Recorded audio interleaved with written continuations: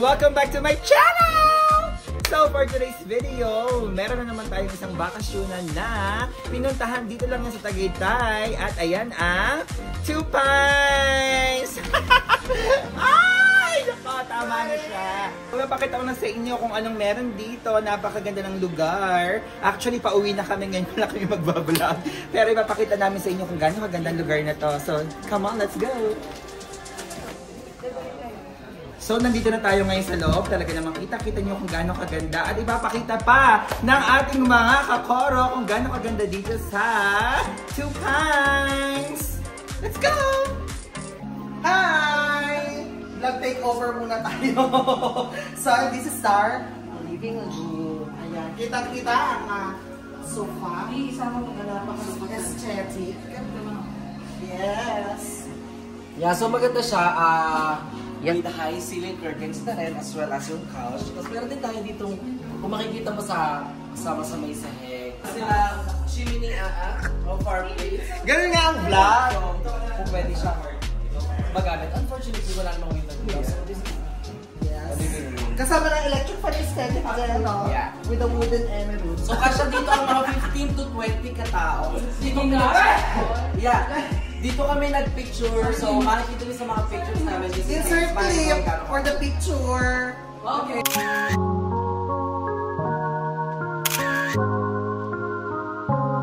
Okay, so let's go to our next destination.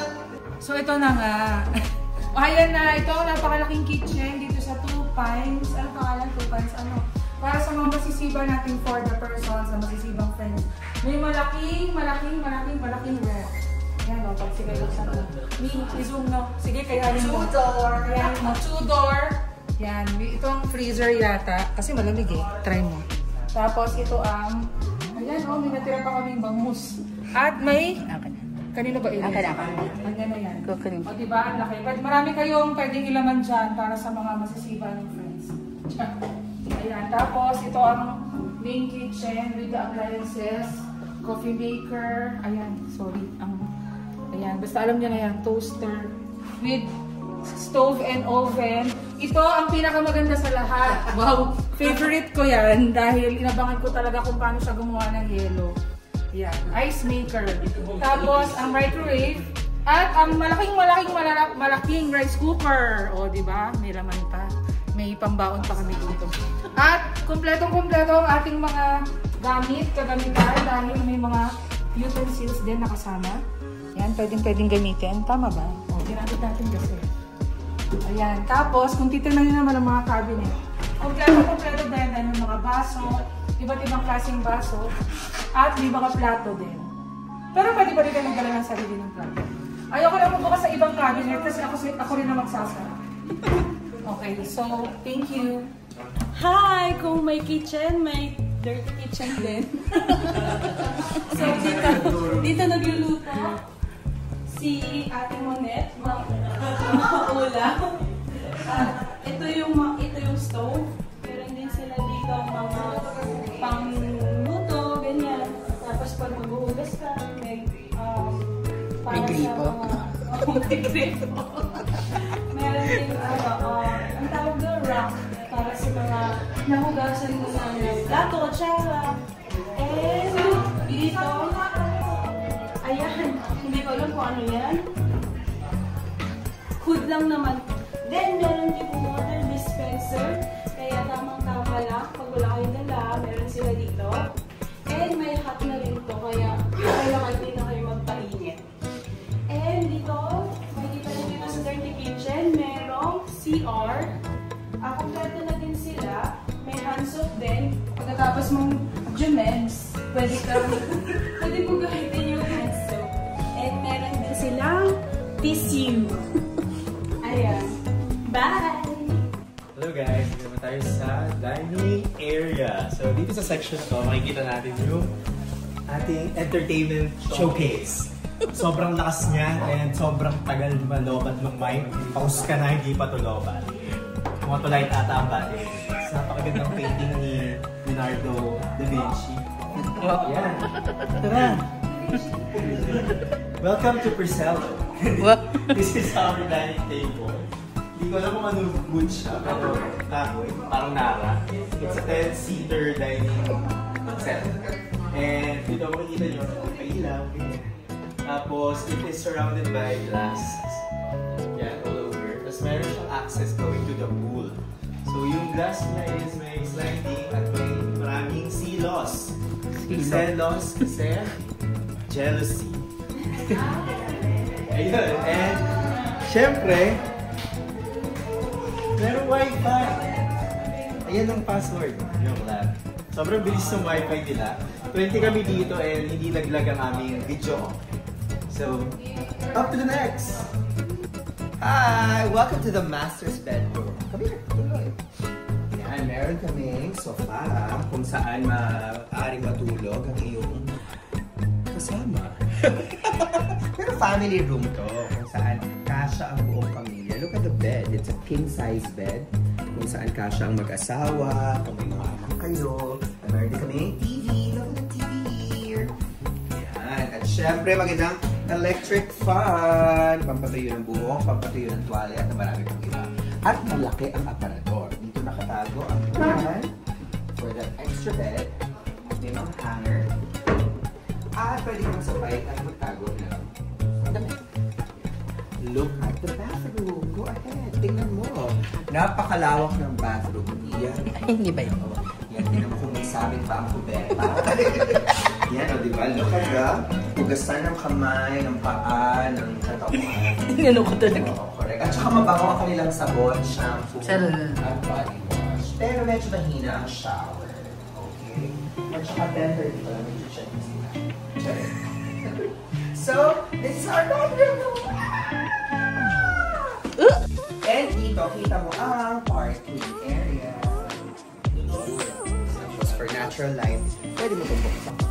So ayun guys, ang susunod naman natin ang second floor. At ipapakita sa inyo ng iba pa nating kakway. Tara na sa second floor! Let's go! Paakyat na ng second floor. Meron ako marami. Hi guys! So, andito tayo ngayon sa entertainment room na madaming bedsheet.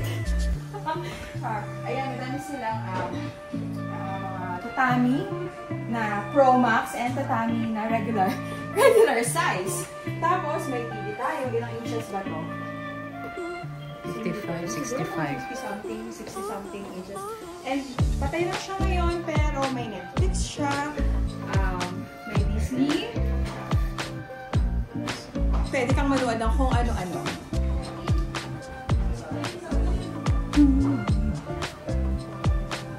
And may access siya dito sa veranda.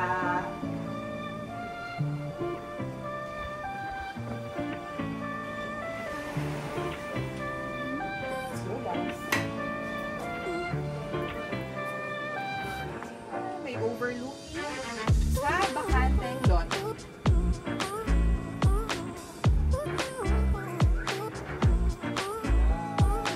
Say hi, guys!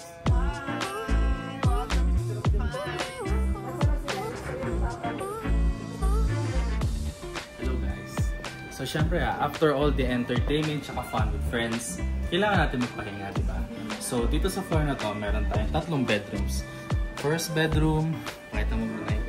Second bedroom dito, third bedroom doon. So dito muna tayo sa bedroom. As you can see sa bedroom na to, it's so spacious, no? Aside from a queen size na bedroom, meron pa siyang single na bedroom na nakataas. For me, napaka-big brain move nito, no? Kasi na-utilize yung space. Eh kung makikita nyo, hindi sila connected. So, pwede nyo siyang i-move as is, no? Although, syempre house rules, kailangan natin sumunod. Pero this is just an idea if ever kumukuha kayo ng idea for a bedroom. So, ito another, pwedeng entertaining, no? Parang aesthetic purposes, pero maganda siya sa mata, nagko-complement sa mga colors ng walls. Ito, kapag gusto mong matulog ng kahit maaraw, blackout curtains. So, ang ganda niya, no? So, may mini, pwedeng makeup table, pwede rin dito. Ayan, so, mahalaga ito sa bedroom. So, punta tayo sa another bedroom. So, this is another sharing bedroom. So, at least 4 people ang pwedeng magkasya dito. It's so spacious din, no? And so cozy, so relaxing. So nandito yung aircon, so malamig, masarap matulog dito. And dito, for me, I can consider this also as a master bedroom. Kasi makita nyo, so may bed, may couch, may sarili din siyang bathroom. Yan. Then, ang pinakamaganda rin dito. Then, ang pinakamaganda rin dito, even though na meron siyang sariling bathroom, para sa mga 3 bedrooms na nandito, meron sila sa gitna na bathroom. So, napaka-accessible na yung isa pang bathroom. So, yun guys.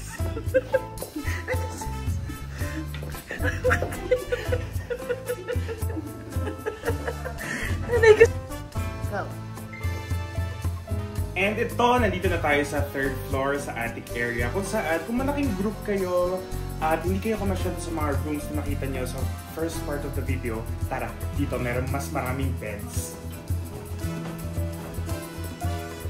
Hey!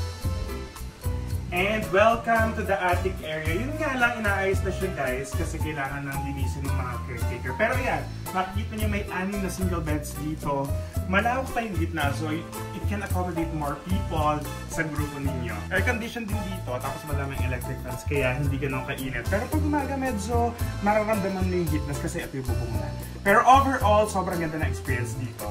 So bye!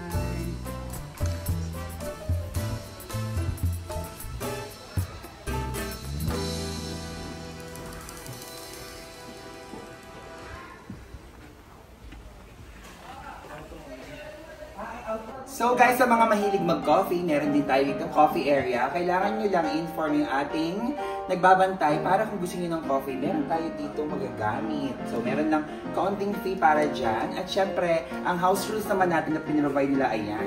Quiet hours, 10 PM to 8 AM. At syempre, kung meron kayong pet, sabihin nyo lang sa kanila dahil kailangan nyo ihanda ang kanilang mga kulungan at ang kanilang pag-prepare para sa inyong mga pet fence. Para sa inyong mga pet. Ayan, 1.5 per pet.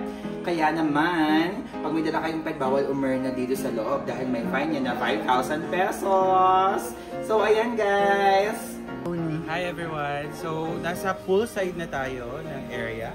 And as you can see, yung tubig niya is warm kasi sa weather ng Tagaytay, hindi malamig. So, ang sarap mag-swimming, refreshing. And pumunta na kayo dito para ma-experience yung warm pool ng 2 Pines. Come on!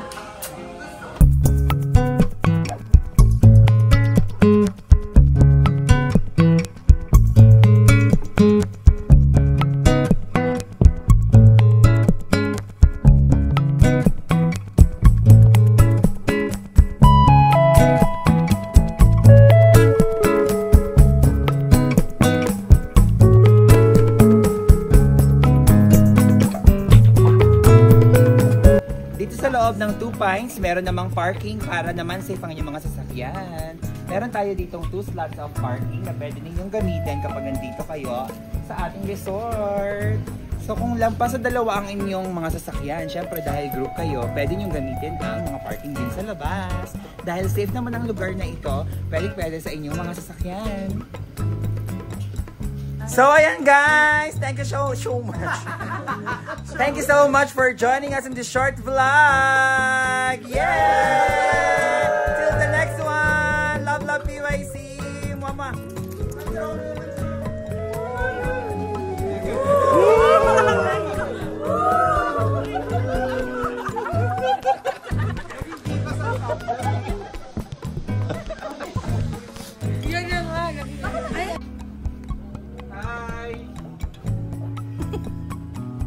So there you go guys! Gusto ko lang magpasalamat sa aking mga kakoro, ang Parish Youth Choir. Ayan ang kanilang vlog takeover. Talaga namang super fun at gawin ulit natin yan sa mga susunod pang mga videos. Abangan nyo. Kaya kung gusto nyo ng family outing, gusto nyo magsaya at mag-relax dito sa Tagaytay, pumunta lang kayo dito sa 2 Pines! See you on the next one! Bye-bye!